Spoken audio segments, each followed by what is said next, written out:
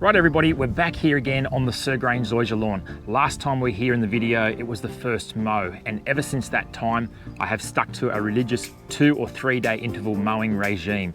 As you saw in that first episode, we took away a heap of material. It really got away on me. I wasn't expecting that. So my best plan of attack for that and to get this lawn used to getting cut at a shorter height of cut was regular mowing. So every 2 or 3 days, I was here giving this lawn either a single cut or a double cut. Today what we're going to do is we're going to have a little look around. We're going to look at a few patches that, 1 or 2 patches that did scalp or probably did get a little bit too heavy, too much of a heavy cut on the first time. How we're going to go about helping those to recover. We're going to give it another mow today. And we're also going to, believe it or not, we're going to give this an application of a plant growth regulator, a PGR. And I'll explain a little bit more in a moment. But in the meantime, let's get a mow on, get some nice stripes happening on this lawn, and then we'll go over some of the spots and some of the things that we're going to do to get this looking pretty good going forward. So just like in the last video, our mower of choice for maintaining this Sir Grange Zoysia lawn is this trusty Scott Bonner 45, or in this case Rover 45. Same but different cylinder mower. Now, have still got this set at the 20mm mark, and that is where I'm going to keep this lawn for the next 12 months. When we get into a renovation at the beginning of the next growing season, we're going to readdress our height of cut then. We're going to do a reset and all those sorts of things. But at this point in time and going forward until next year, we're just going to maintain a regular mowing regime at our 20mm. Now this mower actually features a heavy duty or a thicker steel 8-blade reel. And I think an 8-blade reel is probably a little bit of a sweet spot. You wouldn't want any more blades in this reel on the higher cut turf. In fact, less is probably more. So 6 or 8 in this case is probably where you'd like to be for taller mowing heights. And as you get down to the lower heights of cut, that's when you want to have more blades in your reel. But as I said, this will do us just fine. Perfect little mower for this 115 square meter job.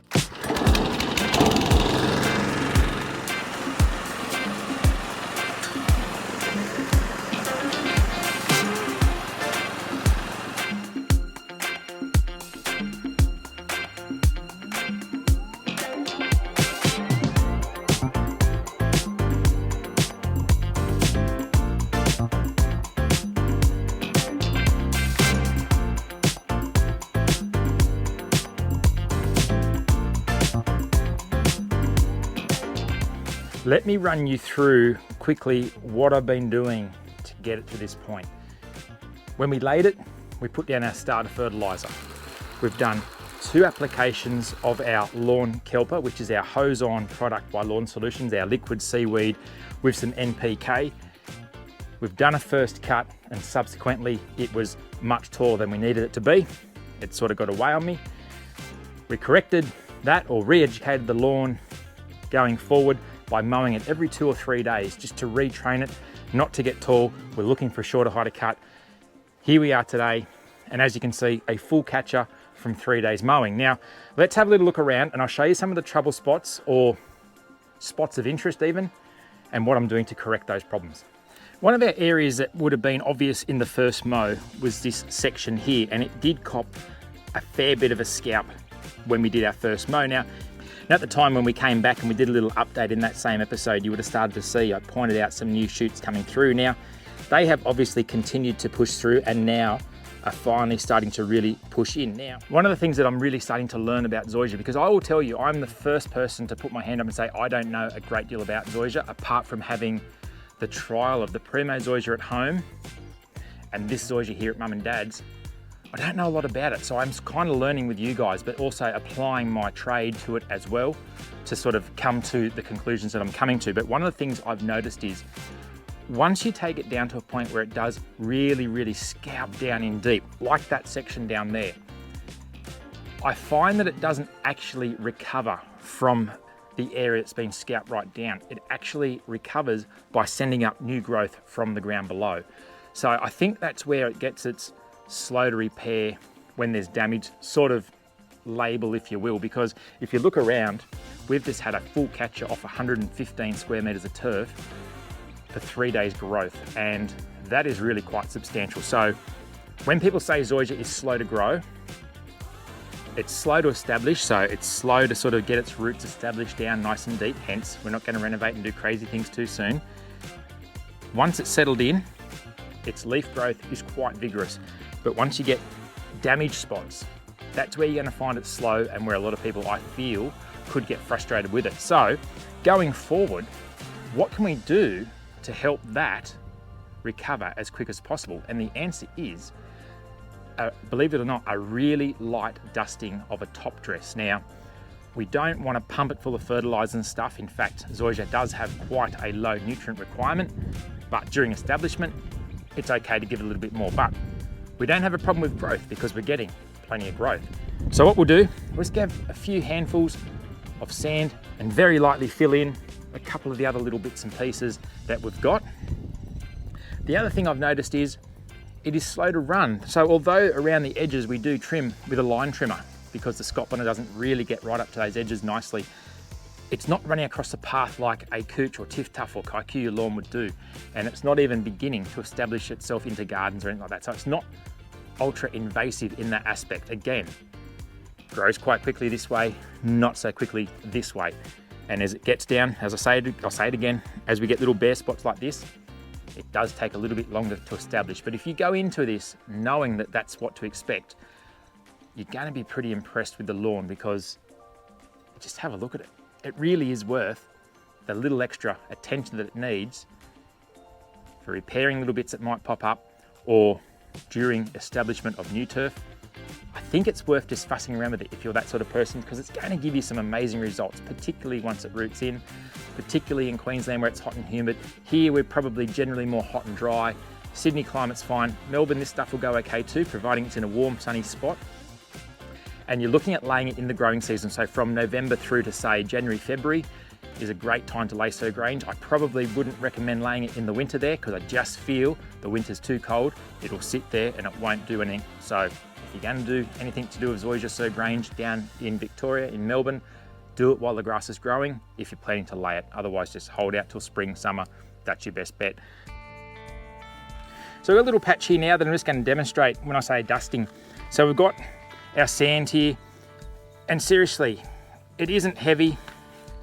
It's just a really sort of light covering with a bit of top dressing sand. And all that's going to do is just going to encourage a bit more from beneath to shoot its way up. Now, I can't imagine a new turf lawn would be scalped from top to bottom, but if for some reason it was, you could lightly dust the entire area, but I would avoid going really heavy. Just a nice light dusting like that. Once it's done, give it a little drink, just sort of hose it in a little bit, and that's about all you can do. So other sections that might pop up that you could run into some challenges or difficulties with, or just wonder what to do, are little indiscrepancies here. For example, now this bit of turf probably might have been at the end of the field or something, and it didn't actually, this bit here, there was no turf on the roll. It was probably a poorer part of turf, but you can see here I have lightly put the sand on, and we're already starting to get some of the shoots pushing through. So again, you'll notice it hasn't really made any attempt to put some stole-ons across the top here. Although Sir Grange Zoysia does have stole-ons, it's not as aggressive in that way as it is, for example, like a cooch or a kikuyu lawn, which after 8 weeks would be absolutely filled in. So it does have its little idiosyncrasies itself. So again, I have done it here already, but you just put a tiny bit of sand over that, give it a water in. In fact, we'll give this one here a little bit of a go as well. And that's a little bit heavy. That's probably about all you'd want to do, something like that. Hose it in. Bob's your uncle, Mary's your aunt, and mum's the word. So going forward behind me here, this area here will actually further, this will probably later on in the season form into a garden and just become a low fence height hedge just to sort of finish off this side. But one of the things you really need to keep your eye on, although we have good irrigation here, we've got really nice growing sand down there. As we get up the top here, particularly these last 2 slabs of turf, or these last 2 rows, that turf only went in there because it was leftover. It was excess turf to requirements. So in fact, as you get further along over here, I actually patchworked all this bit here together just to create that last little bit. So I didn't actually end up wasting any turf at all. But this section here, as you can see, in fact, right on this corner, is the areas that we really need to keep an eye out for dry patch. So although this is getting quite a bit of water in the sense of irrigation 3 times a week, it's getting about 30 millimeters total. So it's getting 3 cycles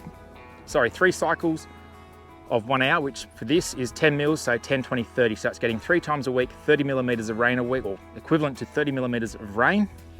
But we're still gonna get, on this hard clay here, you're still gonna get dry pits. So you're still gonna have to keep an eye out for things like that. Going forward, as this continues to develop, gets roots down deep and stuff like that, it will become more drought tolerant. But at this point in time, you just need to keep an eye on the edges, particularly sort of ones like this, where things can dry out. And this little piece here has done exactly that. But again, not super concerned, because this area here will go out to garden. And it's just an area that we can hand water going forward to keep it looking good. Now, the other thing I've been doing, because zoysia doesn't mind a little bit of humidity here and there, in fact, you know, it comes from those more humid parts of Asia and really does well in Brisbane, etc. To sort of offset that, I've sort of dreamt this up myself. What I do is, I've come up with the idea of every day that I'm not watering, so as I said, I've just water 3 times a week for 1 hour, which is 10 mils each time, 30 mils a week. But every day I'm not watering, I have a lunchtime, let's call syringe cycle, so a short burst of irrigation for 5 minutes. So this gets, at the middle of the day, 5 minutes of irrigation, just to create a little bit of humidity within the crown and within the canopy of the turf down in here, to try and simulate a little bit of humidity in what is normally here a very dry climate.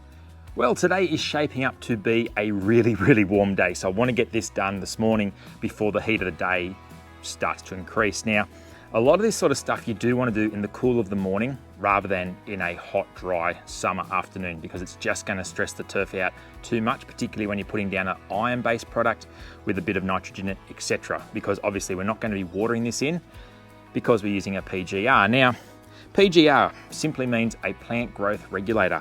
And what we're doing here today is we're trying to limit our vertical growth, and we're going to redirect all of that energy down to developing a much stronger, deeper, healthier root system, which is one of the things that PGR can assist in. So a lot of turf farms will use a PGR, A, because they're not needing to then mow as much, but B, it helps them re-establish their crops a lot quicker.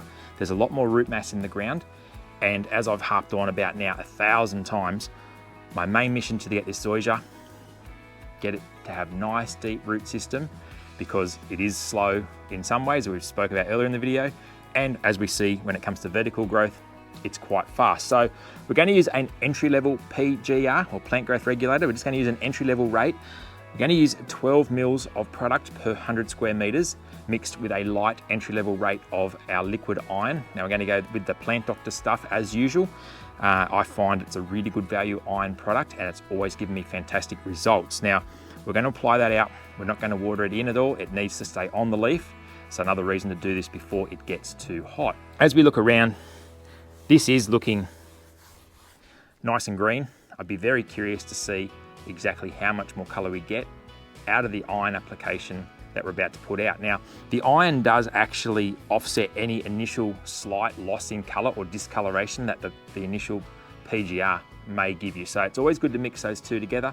It just avoids a potential loss in color, which a lot of people can experience. Now, when you're using PGR, to put it in the most simple terms, it's very much like, let's say, a roadblock. So the barrier goes up, the cars can't flow through. In this case, the cars being our vertical growth. So we're basically redirecting the traffic up, we're redirecting into the root system, if that makes sense. Now, it's best to apply it using a growing degree day calculator. So you can jump onto the Syngenta website. I'll put a link there below.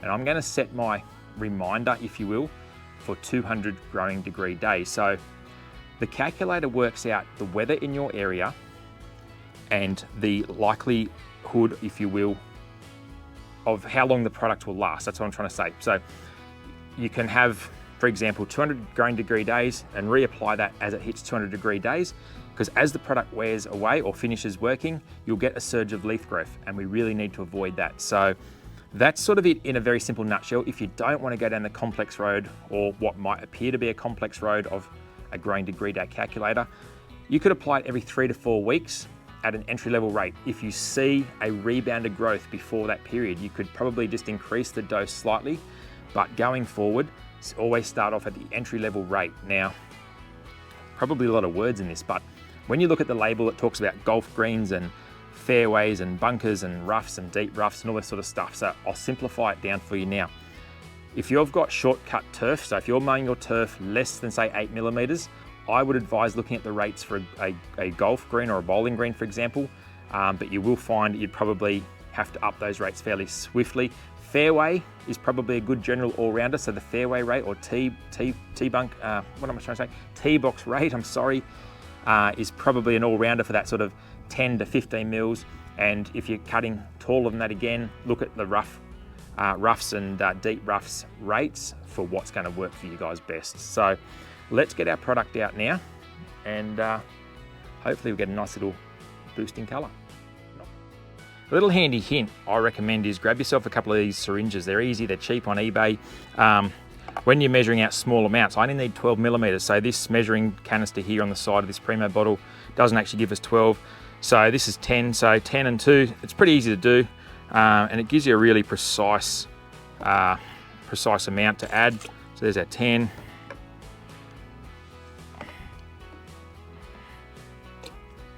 There's our 2. So really, really handy that way. Give this stuff a good stir. As you've seen before 1,000 times, I really do like to mix things up well before I add them to the tank. It's just a better way of doing things. You might not be that pedantic as me, but this is just how I do things. So we'll do this here now, and I'll add some iron to this. So 200 mils, I might even go 250. Let me just double check the label here. So it's 150 to 400 mils per 100 square meters. So I'm going to go 200 mils. I don't want to overdo it on a hot day and on new turf that hasn't seen iron before. So we'll just go nice and steady, 200 mils, nothing crazy, and that should do the job quite nicely. Now these two products do mix together well. They're quite compatible. So yeah, absolutely safe to use these two together and give you some fantastic results. As always, if you are looking for any Plant Doctor products, I do have a discount coupon code which is 10% off, and the code is BREN10, BREN and the number 10. Apply that at the checkout there and you'll get 10% off your order. Right, if you're wondering what is going on with the suit, I'm just trying to avoid the spray drift on my legs. So obviously shorts today, it's hot, and iron does stink when it gets on you. So I just chuck this on. Plus, if anything leaks out of the backpack, it's not going on me, it's going on the suit. So it's just me being overcautious. You do you, this is what I do.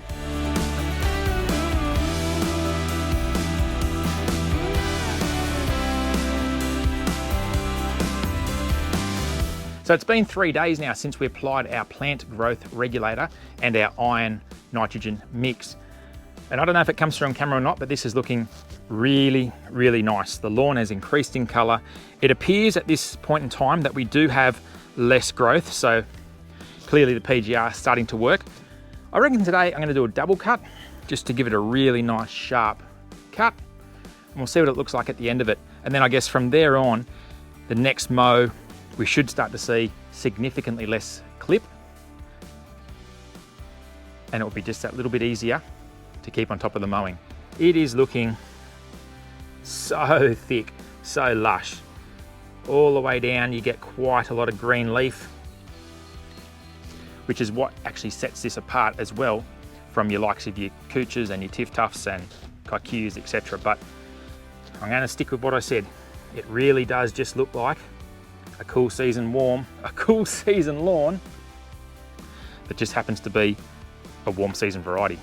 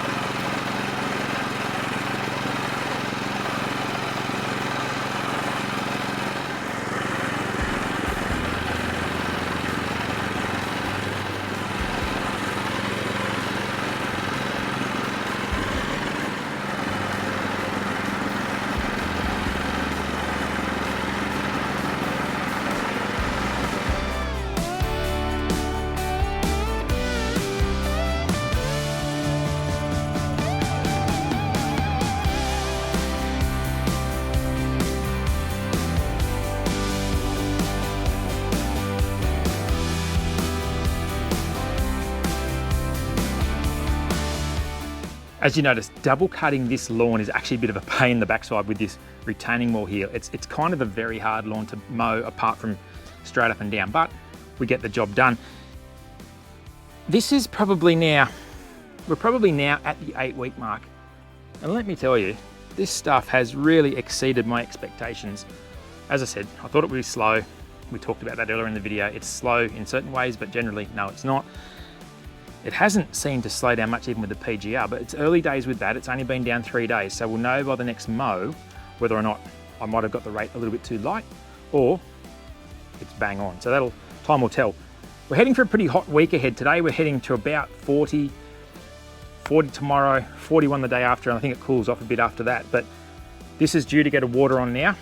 So this should get an hour, but with the Hunter Hydro Wise, the fact that it links into the weather stations and it works on predictions and it can adjust your watering to suit if you want it to. So I've been sort of playing around with those settings. So I've got a setting called Virtual Solar Sync turned on, and it takes into consideration evapotranspiration, temperatures, forecasts, etc. And I know its prediction today is to actually water for an hour and 20 minutes. So I'm going to let it do its thing and just put my faith in that. I have also noticed on lighter days or cooler days that it does actually back the water off. So it is quite intuitive, and so far I've been impressed with that. Anyway guys, look, I hope you're enjoying the journey with the Sir Grange Zoysia. If you've never seen Zoysia, get in contact with one of your local Lawn Solutions members or reach out to Lawn Solutions themselves, and they'll be able to point you in the direction of a turf farm, and they will have sample plots. And if they don't, they could probably take you and show you a field, because it's worth having a look. If you're thinking about updating your lawn or putting a new lawn in and you're not sure if this is right for you, go and have a look at it, have a talk to the team there in your local area, because they will be the best ones to recommend to you what they think would work in your situation. Anyway guys, look, let's wrap it up here. Hope you've enjoyed this episode. Have a fantastic weekend, and we'll catch you next time on the Aussie Lawn.